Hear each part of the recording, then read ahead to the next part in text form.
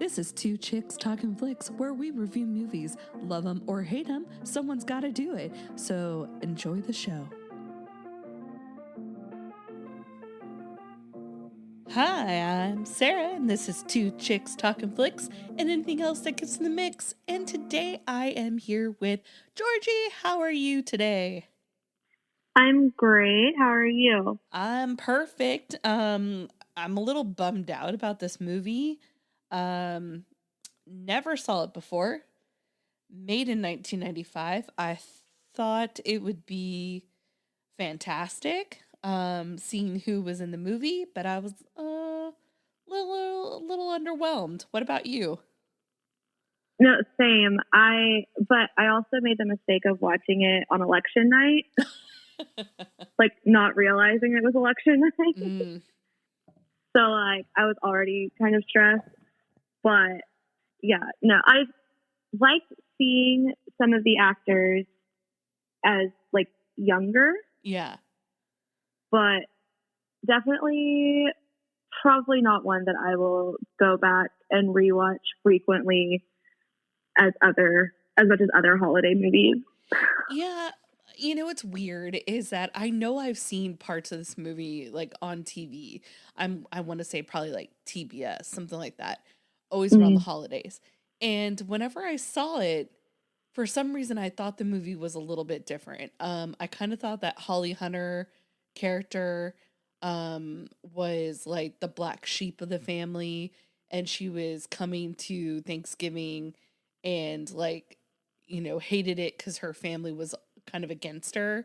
Like, I don't know where I got that from. I must be confusing it with another movie, but I was just very confused. And there were a lot of scenes that I was like, what the hell are we even talking about? Yeah, like it felt, because I read the synopsis before I watched it like a couple weeks ago, and reading it, I was thinking, oh, okay, it's going to be like one of those films where she's disconnected, not really involved with her family. And that was not what happened at all. Oh. Yeah, like it reminds me sort of, I guess, kind of like the Family Stone. But Yeah. I felt like all those characters were well-rounded characters. We kind of understood who they were. This was just a hodgepodge, and I never quite understood what the hell was going on. Like when the brother Tommy comes to visit, and he's like wearing um like night goggles, and he's like spying on his family, and then comes and takes a picture of his sister when she's half naked in bed. What? Well, and then he goes into the shower and does the same thing. And I was like, that's weird. Yeah. Yeah, they have a lot of boundary issues in this family. The mom getting undressed while talking to her, the mom sitting beside her while she's showering and then leaving the door open is very strange. Yeah, I'm not going to lie. Watching it gave me a lot of anxiety. But like, I did not grow up around dysfunction such as that. Yeah. So I was like, what is that? Like, it was so mind boggling that, because like, obviously people have experienced dysfunction in that way, but that's not my normal. Yeah. And I've not witnessed that in my life. So like, I don't know, it just, watching it stressed me out. Yeah, and I never understood, like, why was the sister so mad at the other sister? Like, what was going on there? Couldn't figure out why. Yeah. Well, what really bothered me about it, like about the sister, when they're at dinner and they find out that Tommy got married. Yeah. And she made it about herself, and she was like, I have people that live out there, like I have a reputation. How dare you do that to me? Like, girl, who cares? I know, like right? it's not you. I don't know. Like I never treated my sister that way. Like like, obviously, like, Carly and I are close. Yeah. And, like, when she came out, like, no one in my family reacted in that way at all. Yeah. And it was just weird. Just Yeah, absolutely. like, it was weird because I thought maybe at first that she was being that way because he's gay. The brother Tommy is gay. But then I kind of thought, well, maybe it was because they weren't invited and so they didn't know about the wedding. And so then when she was like ambushed by it, then she felt stupid. Is kind of how I thought they were Okay. acting. But then I was like, no, no, she is just anti-gay. Um, Obviously, our main star Holly Hunter, she doesn't care. She was okay with Claudia. Yeah. She was more hurt that they got married and she didn't know. Obviously, Tommy and Claudia are better friend or better siblings than Joan. She's the perfect kid, but like I didn't. It was so weird to see Steve Guttenberg play like a mean guy because he's always like a Yeah. fun loving guy, and that was real disarming. Well, and like, it's just so cold and Yeah. not funny. No. Like, he's a comedian. Like, he does mostly comedies. And like, his character wasn't used as comic. It was used as like asshole, Yeah. essentially. And I wonder if the person who wrote The Family Stone had seen this movie because when the sister Joan gets the turkey thrown into her lap and then all the juices go all over her head, all I could think about was in The Family Stone when they drop all the breakfast and it flies everywhere and they're all covered in this goop. And I was like, I wonder if they saw this and they were like, I could make that better because they did. Mm. Yeah, it's been like 2 years since I've seen The Family Stone. Yeah. But yeah, it gave, I don't know, I feel like The Family Stone could be like a modern twist on Home for the Holidays. Yeah. I will say my sister had a good point is that she goes, this is a weird movie, but it feels the most genuine to how family gatherings can be, where you have like tension and you have people just talking over each other. Everybody had to bring their turkey because their turkey is better than somebody else's turkey. And just all of that did seem legitimate to Thanksgiving. Yeah, it did. I mean, like, because my family's like not as extreme as that. Yeah. So like, obviously it's an exaggeration of most typical families, like dysfunction or what they experience.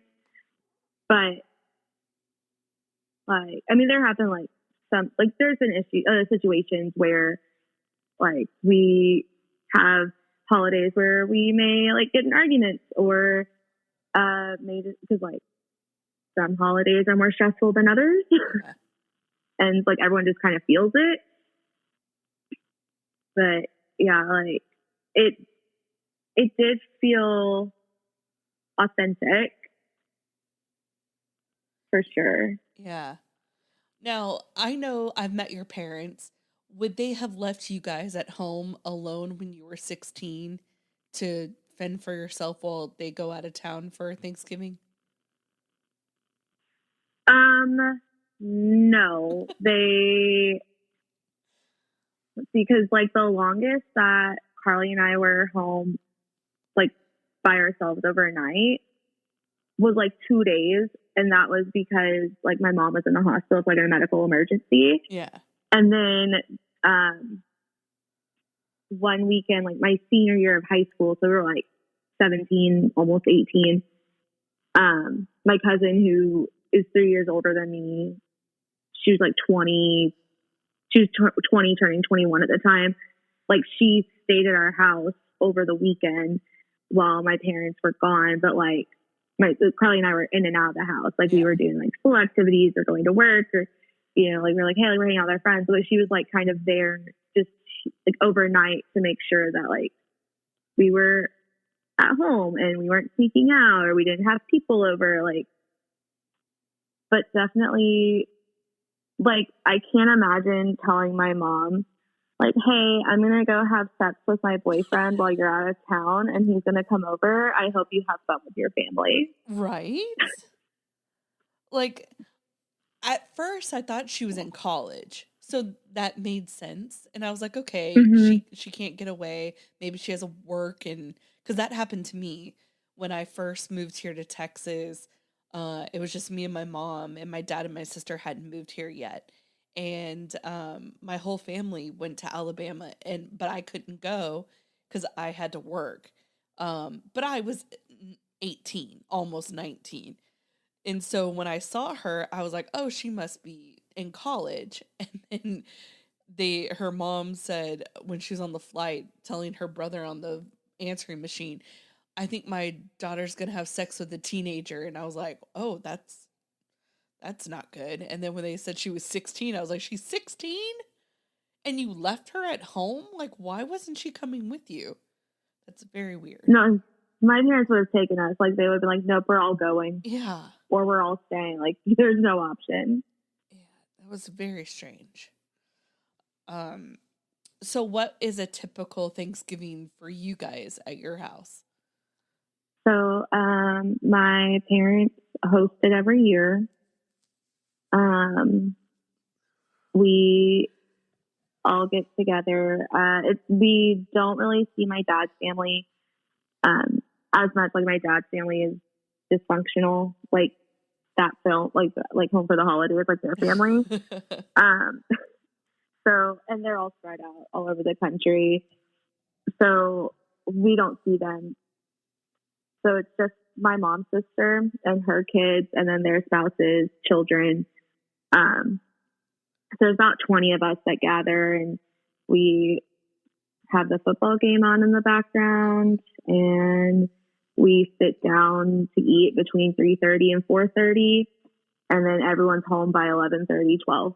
Like it's Clockwork. and like they help clean, like everyone helps clean the kitchen. Everyone takes like leftovers home. Like we kind of divide them up.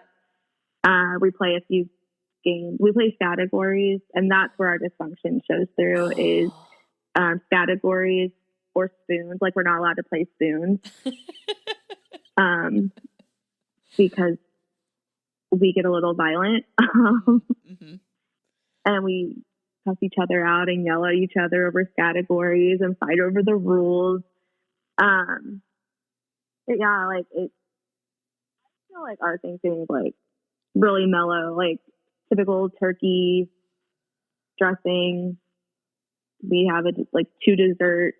Everyone brings a side. We sit and hang out, and it's mostly calm. That sounds like Mostly. heaven. It's nice. One year though, one of my cousins, when my mom's brother lived in the area, they would come over, obviously. So they were over, and one of their children, the youngest in our family, he dropped a ton of food in the kitchen and just like left it because he was like between 8 and 11 at the time. And he just left it, just left a ton of mac and cheese just on the floor and just walked out. And everyone was like, are you not going to pick it up? And he was like, no. Like, that's like the only like truly like shocking thing that we've experienced. That's crazy. Yeah, my family's it's we've done it different ways throughout the years. For a long time we would go visit family in Alabama, and so all the aunts were always in the kitchen cooking, and all the rest of us were playing card games or doing whatever. But now that we've been here in Texas, we typically my family makes everything. Um, some people will bring like an extra item here or there, but typically we host, and of course, yes, we eat around the cowboy game. I think usually what we try to do is eat before it, and then so we can have leftovers like after the game. Mm-hmm. Um, there's always lots of pumpkin pie and pecan pie and all the desserts and um, yeah, like we never changed our menu until very recently, and we always had the same items, and now we've added in the corn casserole, which we never had before, and the macaroni and cheese, which for some reason we never made until recently. So that's been Yeah. fun. We always have corn casserole. It's funny because, like,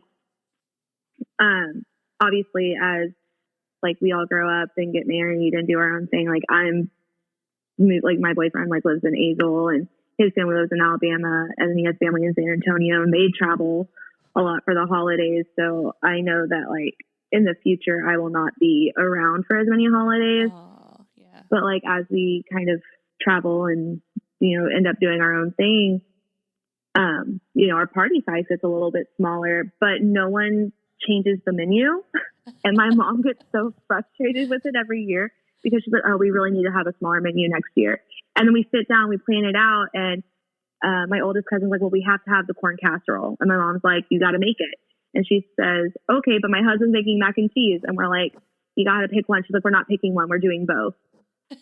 Okay. Well, like, no one's going to eat it all. And then my great grandmother on my mom's side, like on her mom's side, like there's a recipe, a dessert called Christmas salad.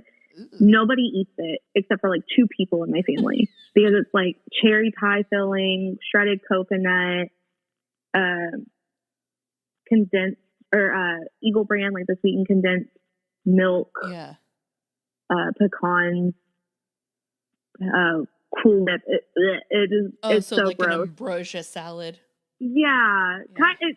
There's like a little twist on it, like instead of like the pistachios, right? Because that's one of the pistachios and pineapple.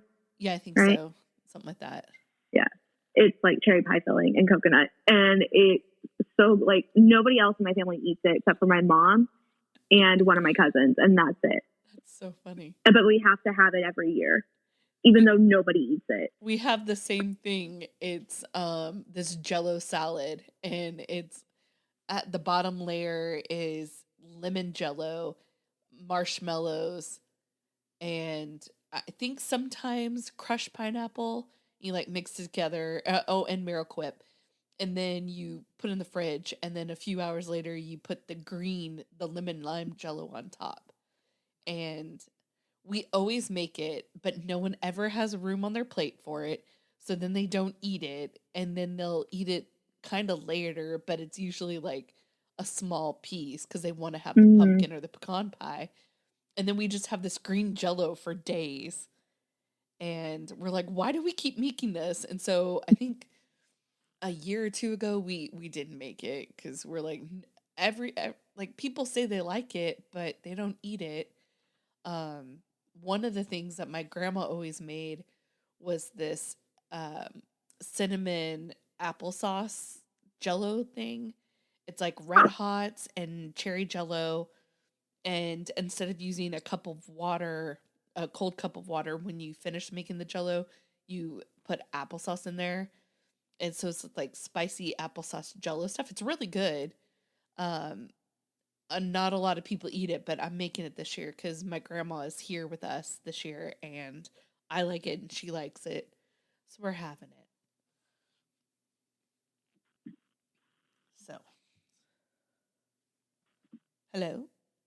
Oh, okay. I just want to make sure you're sorry. My audio like cut out for a second. But it's so funny. Like, I liked in the movie where she had to make her turkey and the daughter had to make her turkey, and she'd get mad if someone wasn't eating their turkey. Well, and then like they're cutting both of them, and so I think Tommy started cutting it. Yeah. I thought for sure someone was going to lose a finger. Right. He was like, I shouldn't be doing this. And they just kept making him do it anyways. and they were all yelling at each other. I was like, oh no, someone's gonna. It felt like Christmas Vacation, but like it's everything in Christmas Vacation went wrong. Like there were some redeemable parts in Christmas Vacation. Yeah. But yeah, like I thought for sure he was gonna cut something, or like the knife was going to slip something. Yeah, it did have the Christmas Vacation kind of feel to it. Um, but there just, again, there wasn't the heart. And there wasn't like the backstory. I felt like we were missing some of that. Like the dynamics, like why? Yeah. Because like obviously she had someone in her life because she has a kid. Something caused her to move away. You know, like there's information that I feel like we just like didn't, like I didn't feel connected to the characters. No, not at all. And as someone who went to art school, I don't know if my parents would be happy if I was just painting and doing that, following my life's passions of painting versus having a stable job at a museum restoring artwork. I think they would probably want me to do that, at least have a stable job, which obviously ends up not being stable, but having the stable job and then painting my masterpieces on the side. That's kind of more what they would want me to do. And I was like, that's really interesting. Yeah, like one of my friends is an art teacher in DFW, and she like paints on the side. She has like her own little studio space, and she is starting to do like adjunct teaching at one of the art museums in Fort Worth, and she goes to art shows and stuff. Like she does everything on the side, but like she's like, so she still gets to follow that passion, and she still gets to enjoy it, but she has like a stable job that she also enjoys, and you know, like provides for her kids, you know. Exactly. Like I have my degree in photography, but I work in insurance, you know? And then I get to do my crafts and photography on my own time. So, you know, those don't pay the bills. I wish they did. That would be a lot of fun, but they don't. So here we are. Yeah. I don't like the fact that they said she got fired. I'm like, she really just got let go because they didn't have money. So it's not like she did anything wrong. I'm like, that there's a distinction there. I don't like the word fired when she didn't get fired. Yeah. And then she's like spiraling after that, which I totally understand. Yeah, I guess, you know, during that time of year, that'd be really rough to get fired during holiday season. Yeah, because like, how do you buy stuff for Christmas, or like, you know, like how do you, and like if she travels, like plane tickets, those aren't cheap. Yeah. Yeah, I love that her mom said, if you need it, I have $1,000 saved under the rug. And I'm like, you're going to need way more than 1,000 nowadays. 1,000 in 1995 could probably get you a month or two. 1,000 now, maybe like 2 weeks. Not even, that's my rent. I know, right? That covers my rent. So that gets me a house for 1 month. Yeah. And I was like, wow, that's not a big nest egg, Mom. No. And who travels when they're sick? Like, she started sneezing, she wasn't feeling good. Why would you go on a plane full of people? I don't know, but that lady next to her deserved to get sick, because that lady was driving me crazy. Yeah, she was annoying. Look at that lady's outfit. She was just so obnoxious. I wanted her to punch her. I know, right?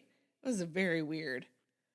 Though, I guess she wasn't really listening to her conversation. But I'm surprised she didn't say something about, like, how could you let your daughter like knowingly have sex or something, you know? Like, just seems weird, Yeah. real weird. So she was definitely nosy enough to say something on it, and she didn't. Yeah. I was just like, oh, okay. And then why did her mom bring a second coat to the airport? Like, she just knew her daughter would lose her coat? Well, and how do you not notice that your coat fell? Right? I thought that was strange as well. Like, because she was holding it. It wasn't like it was on top of her luggage. Like, she was holding it. Yeah.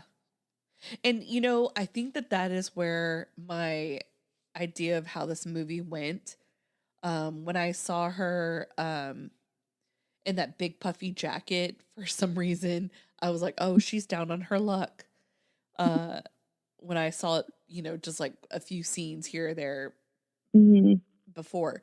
But in that other jacket, I may have been like, oh, she's, you know, an artist and doing pretty well because look at her fancy coat. So I guess that did help.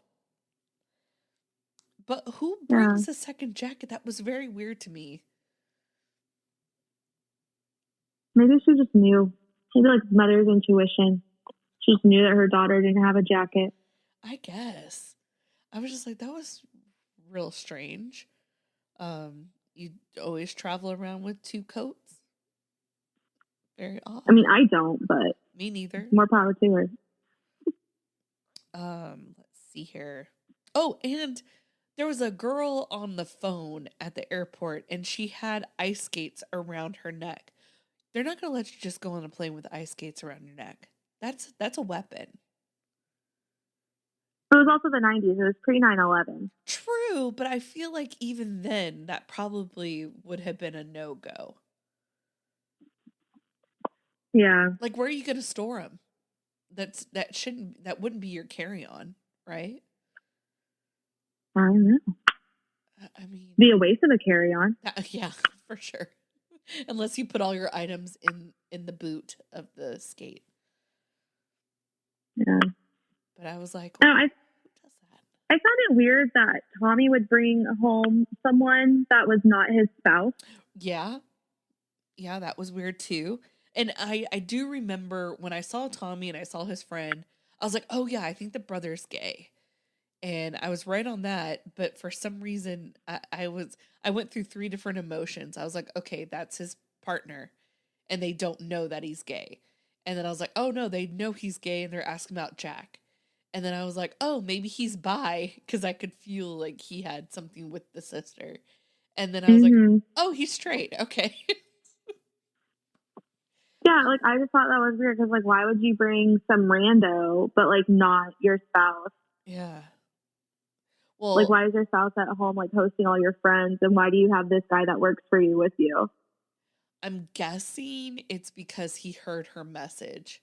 Because at first he plays it off that he didn't. And then we find out, no, he did listen to the message that she left on his answering machine. So I'm thinking that's why he brought the friend. Maybe felt like they would get along. And they did. Yeah.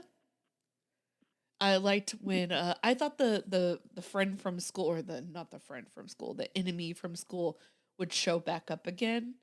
But he pretended to be with her to, I guess, get on the annoy the popular girl from school. And I was like, that was a waste of a cameo. Yeah, like, and like the way that whole scene just drove me crazy. Like, why are we making her walk? Like, you know, she feels like shit. Like, you know, she's upset, like going through a hard time. Yeah. And you're just going to have her get out of the car and then drive off without her. Yeah. And then make her run. And as soon as she catches up, you do it again. That's very weird. And in front of that girl, in front of the bully from high school. Yeah, and then they're driving back and forth in front of them. I was just like, what is happening? Just whipping around. Yeah. It was very Bridesmaids. Who's driving a car? It's the storyline feels like a random conglomerate of holiday movies and dysfunctional family movies. Yes. I feel like there was a way to do this that would have been better and more meaningful than how they did it. Because, like, who is Tommy? What is he about? Because I didn't really, I didn't understand half of whatever he said. And I think this is when he was a drunk in real life, so maybe that kind of played a part in why he was so just over the top the whole time. Mm-hmm. Mm-hmm. Um, but I don't know. I was just like, what is happening? Yeah, like it just feels all random. Like it just feels like a random pot of tropes, like just all these tropes and all of these situations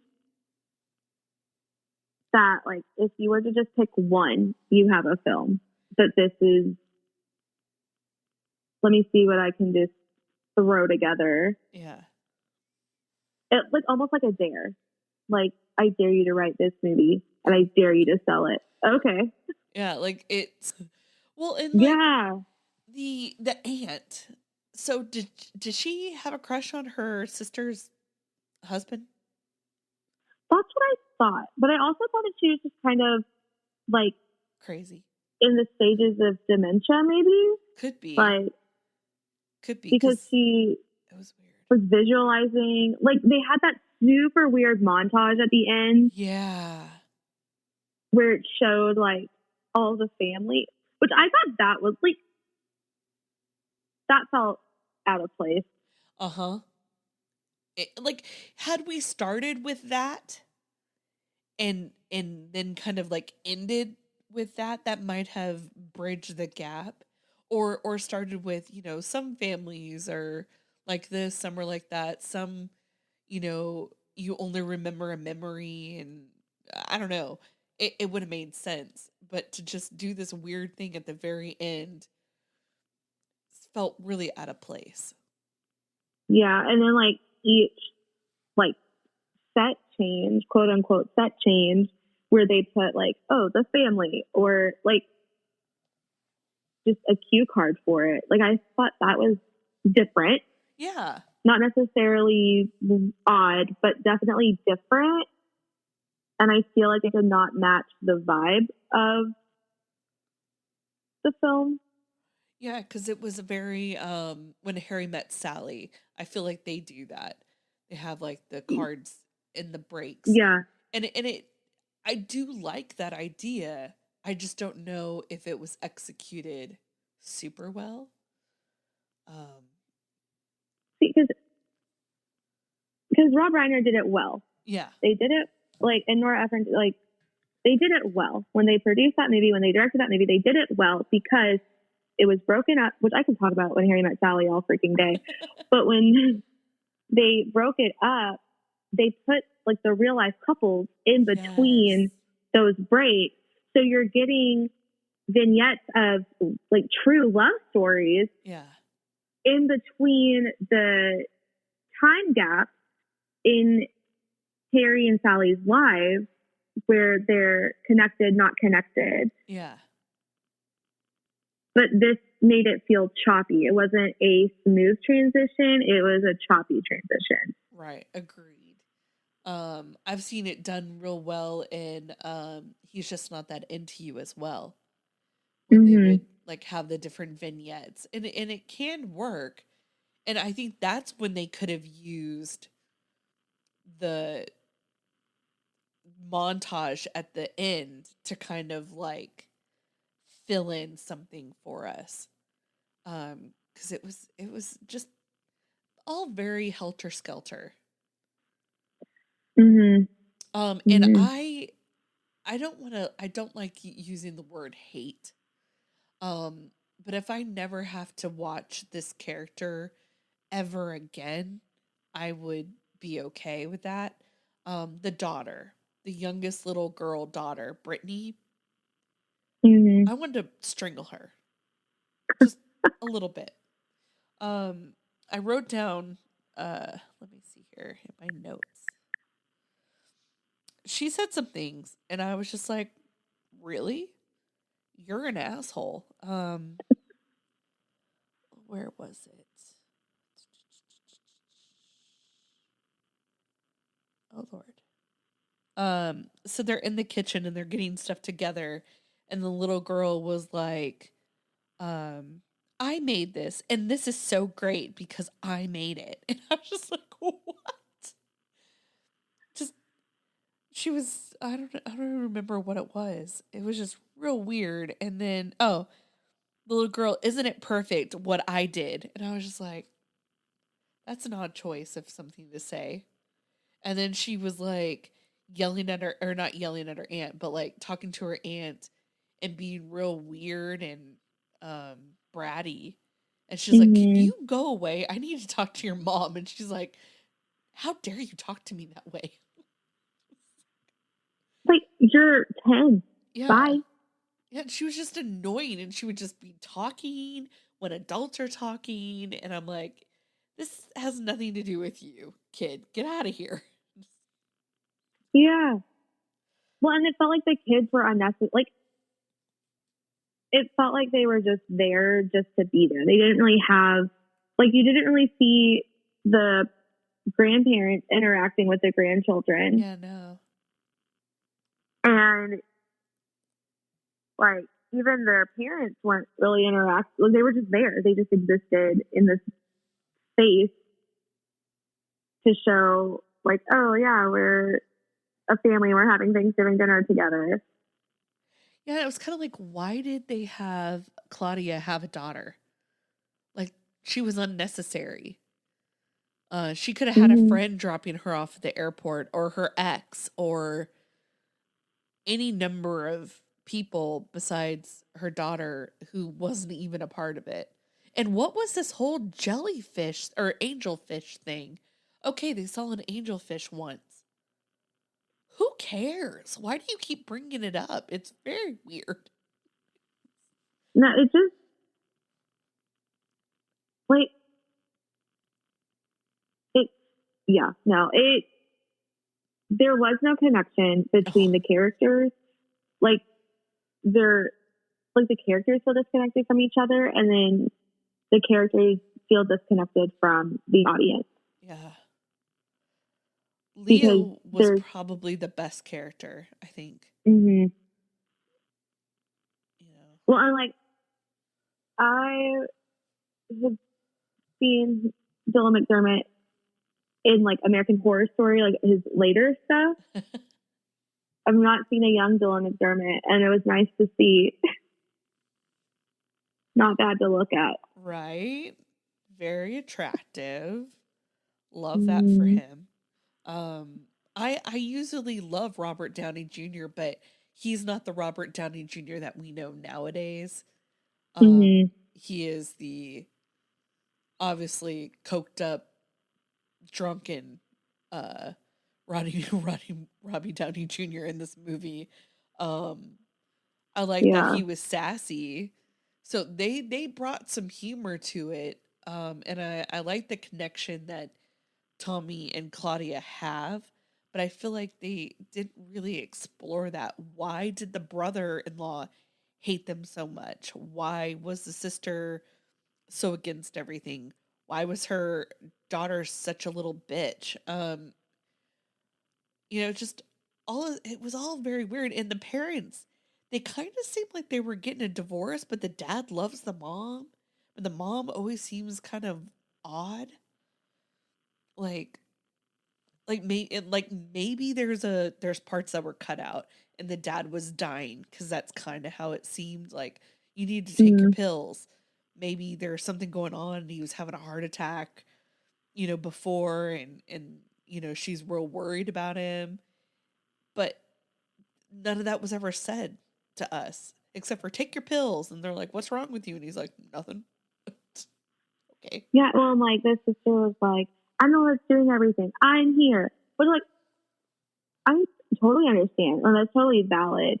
Yeah. But there wasn't, yeah, like, they didn't explore a lot of the backstory, like how spread out are they really? Yeah. You know, why, like, do Claudia and Tommy, like, really know what's going on with their parents? Is Joanne just kind of, like, taking over everything? Like just to take over everything? And then when they showed up with the leftovers at the house, and the husband was like, she doesn't want to talk to you. Yeah. And she's like, I'm talking to her. Like, let her in. Like, you're the one that has a problem with everybody. I was like, what did she do? It was very weird. I was like, well, did I even miss when they showed up, he was like, I'm leaving. If I had known that he was going to be here, we wouldn't have come. Yeah. Like, okay. Bye. Like, again, it seemed like some piece of that information was left out of the film, so we don't know what the problem is between them. To me, maybe he's a finance guy, and maybe he helped Tommy finance a business, and then the deal went bad, and he lost money. Like, that would make sense, but they never explored that. They never said anything.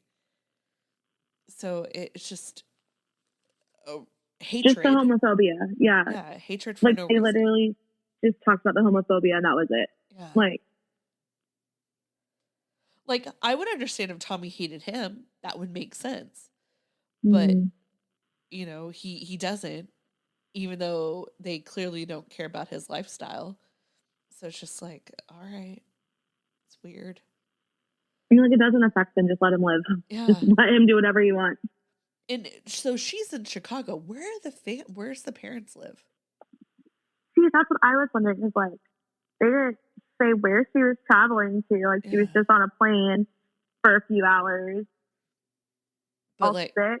Tommy drove from Boston, so they must be somewhere kind of close, maybe like Connecticut or New York or New Jersey or something, but they didn't really say. So I don't know. Maybe Rhode Island or maybe like further up in New England, like closer towards the top. Could be Pennsylvania, I guess.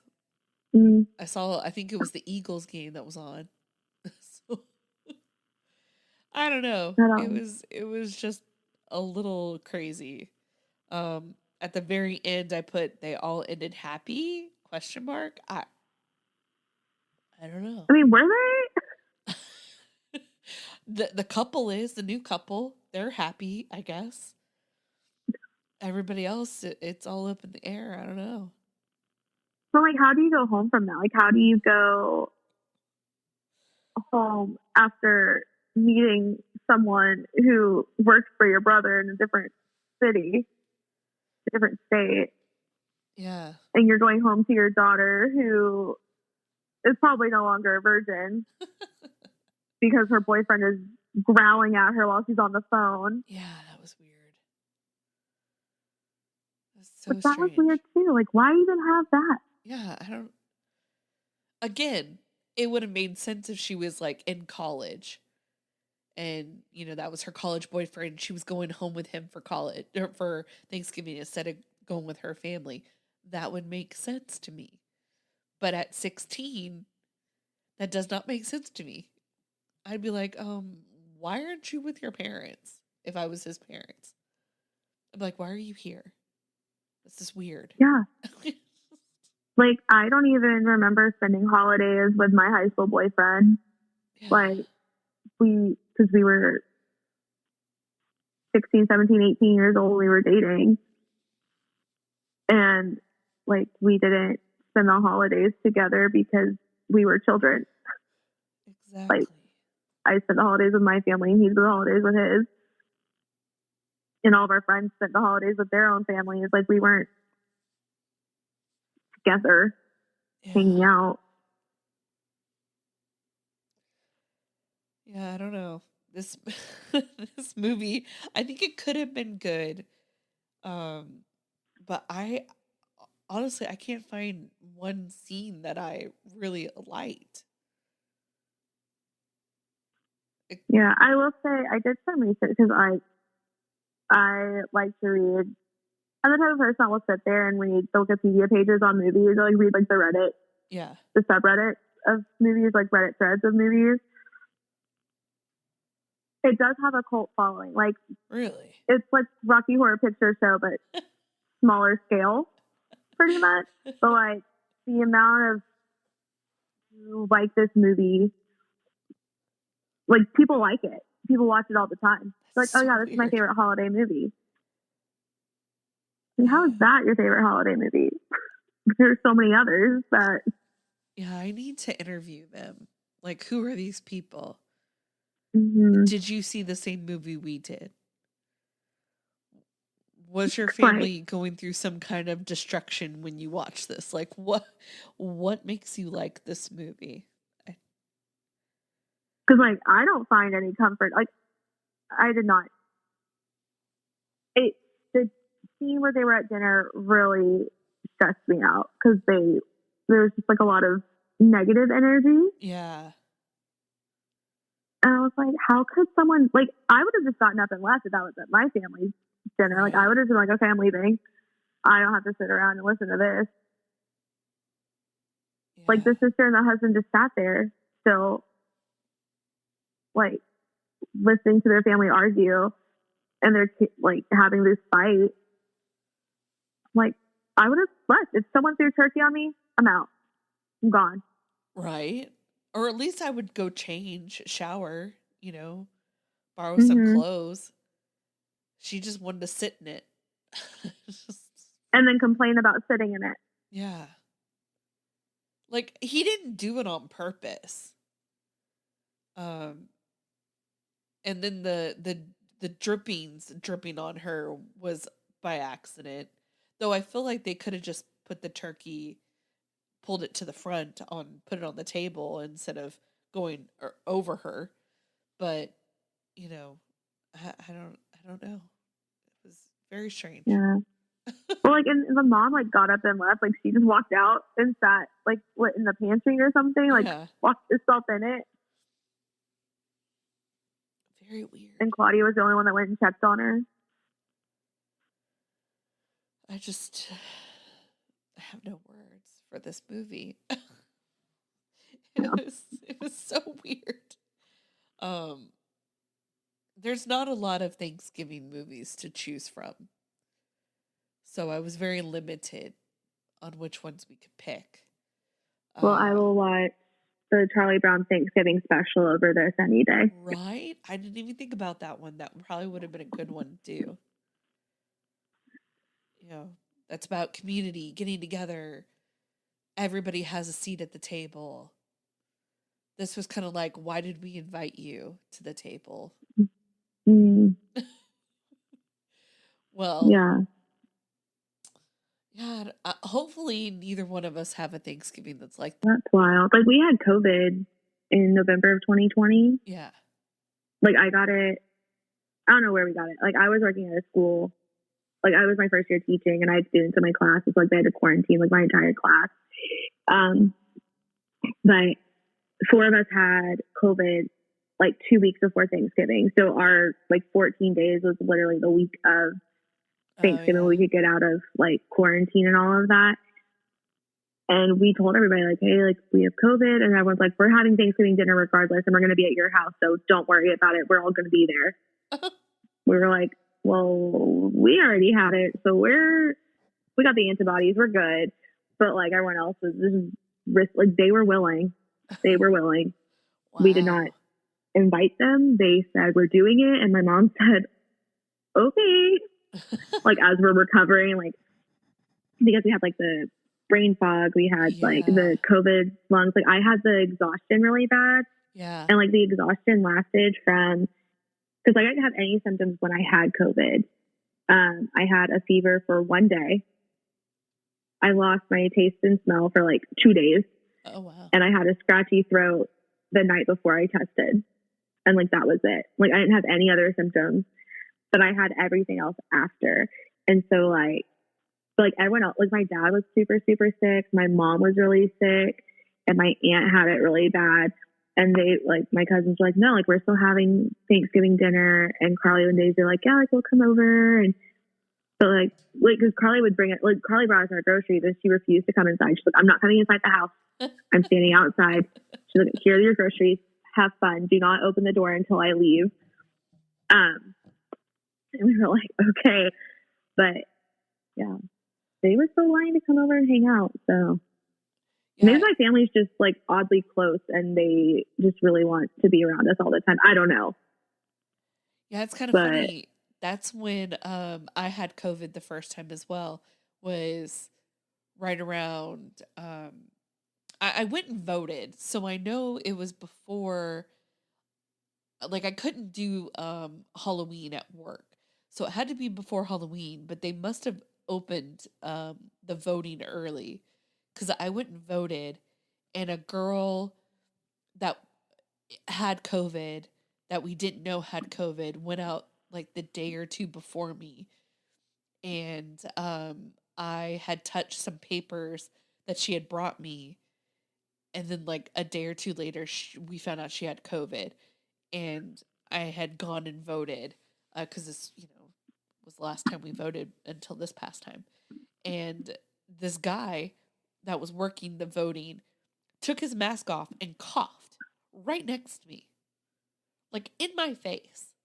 Ew. I know. And I was just like, okay, I think I just got COVID. And I swear to God, like 2 days later, I was sick.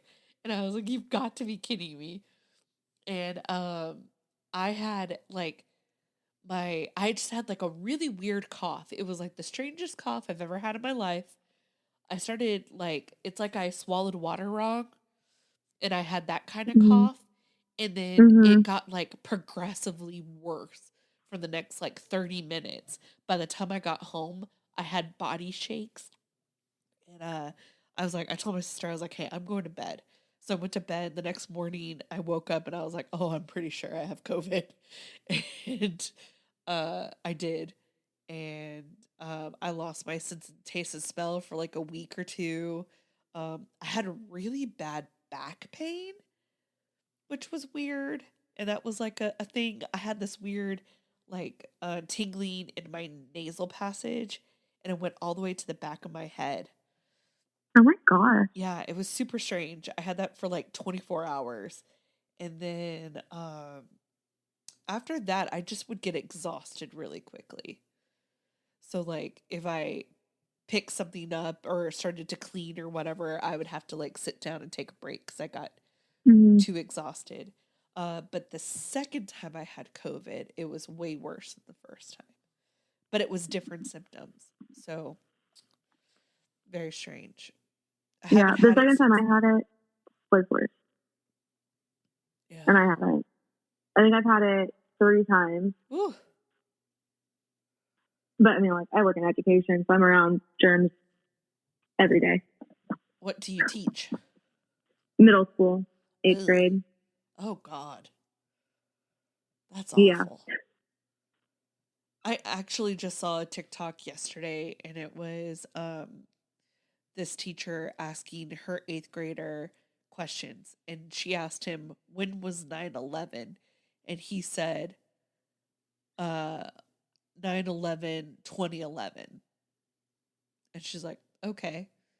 And then she asked him, who had a dream? And he goes, Barack Obama. And I was like, dude. I mean, maybe he did, but he didn't have the same dream. Yeah. That's not who we equate that speech to. And then there was like another question. I was like, tell me he's not the valedictorian of the class, because it was rough. It was real rough. Oh, she asked him continents, and he kept naming states. So. Yeah, they're very disconnected from reality, like not in a bad way. Like, I wish I had the ignorance that teenagers have.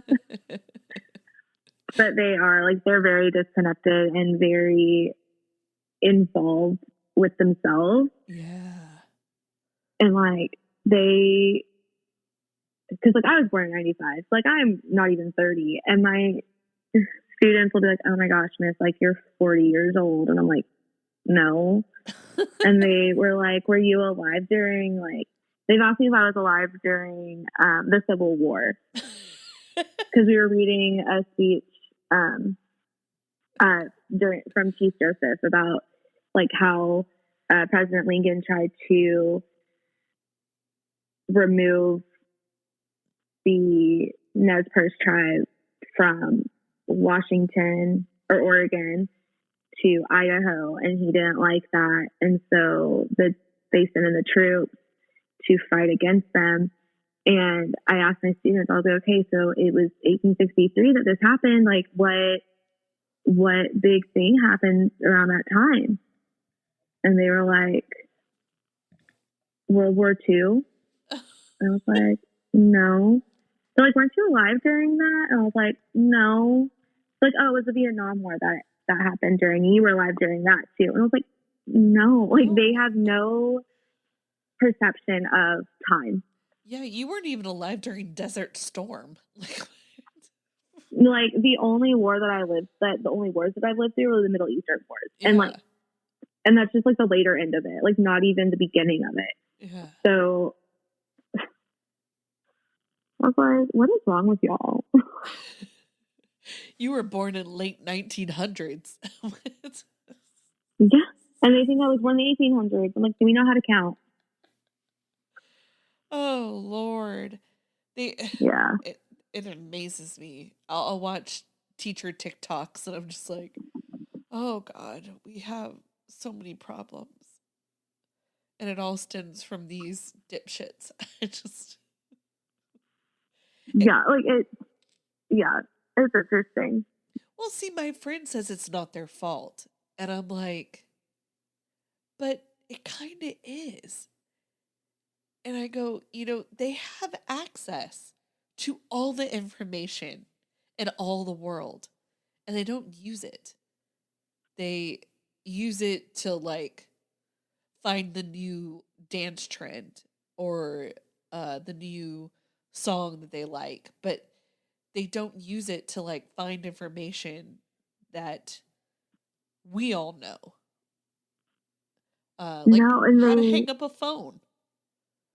How do they not know how to hang? You just put it down. Like, they don't know that. They don't know CDs, like, because I've talked about, like, how, like, I have CDs and stuff, or, like, DVDs. Like, we did a thing on, like, we read a book that was based in the 90s, like, took place in, like, 97 or something. Yeah. And so I talked about, like, how, like, if you weren't home, you didn't know that there was a party going on because you weren't next to your phone. And if you missed it, and you didn't find out about it until, like, y'all were hanging out at the pool the next day, or you were hanging out at the mall the next day. Yep. And they were like, what? Yeah. They're like, that's so weird. And I was like, wow, it was the reality. And I said, like, I talked about, like, how, like, we have currently my parents still have this technology. We have a dual DVD and a VHS player. Yeah. And I was like, that was, like, the coolest thing. And I was like, I remember when my parents got, like, one of the first DVD players. And they were like, what? And I'm like, yeah, like, DVD, like, we didn't have streaming. Like, Netflix mailed DVDs to you. Yeah. And Hulu used to be free. Yep. Like, just the disconnect and the lack of awareness. Like, the generational divide is very, very wide.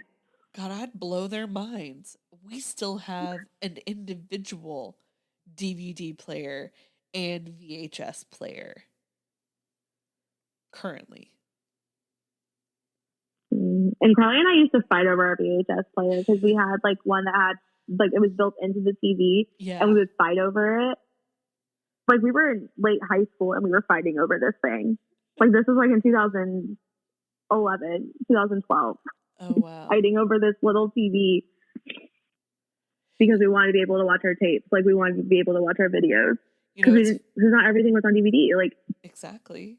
I used to record One Tree Hill on my TV in college that had a VCR built in. And I was able to record my shows while I was in class or whatever. Yeah, and that's what I feel like we were telling, like I was telling my students, like, like if you missed the show, like you missed it. You had to wait for it to come on a rerun. And they said, what's that? What's a rerun?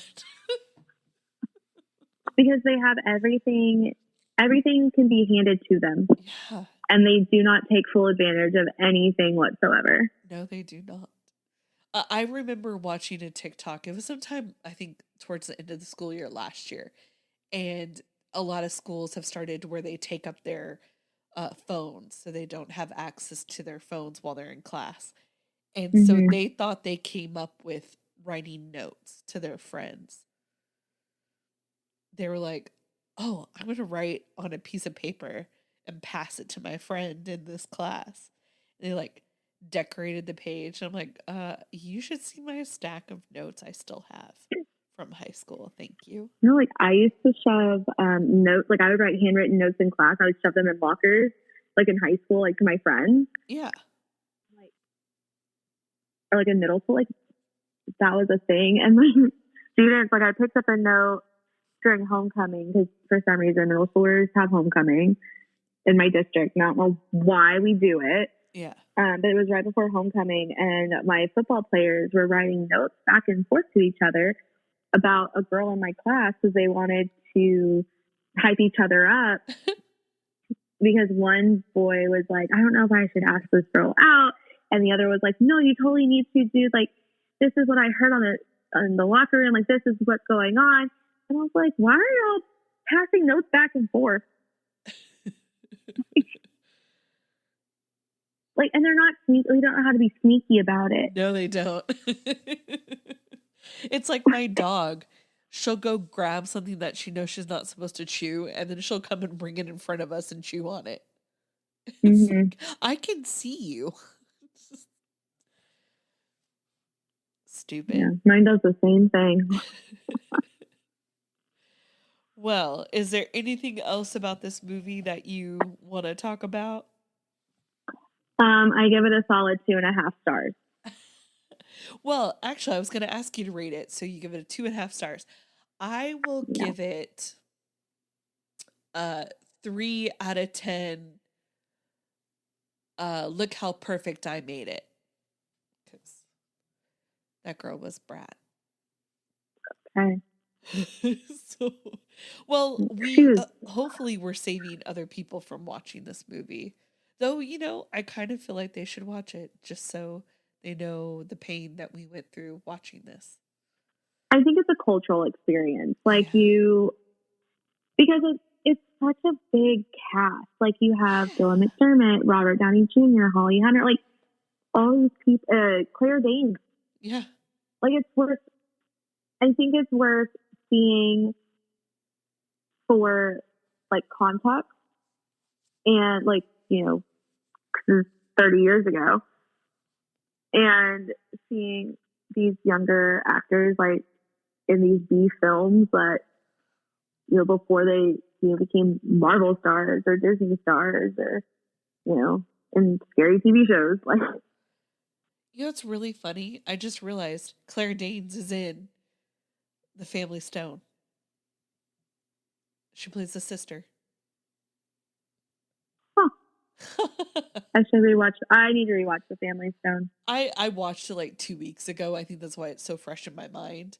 But definitely, I've always loved that movie. But in comparison, I would pick that one over this one. Because it's there's just more substance than this movie. This movie was very surface level. It didn't really it had the potential, I think, with some retooling and maybe going over the initial script to see what they cut out. That's what I would like to know. Like, what did they cut out that would bridge those gaps? Yeah. And now, or like, what did they film that was cut? Like, what got cut in the production office? Like, why is he being so sexually charged towards his sister? Like, why does he keep taking pictures of her naked or undress her while she's in bed? Like, what's up with that? Why do you keep doing that, Robert? Just so Yeah, weird. no, that was weird. Very strange. But, well, do you want to promote any social media that people can follow you at? It's all teacher content. Like it's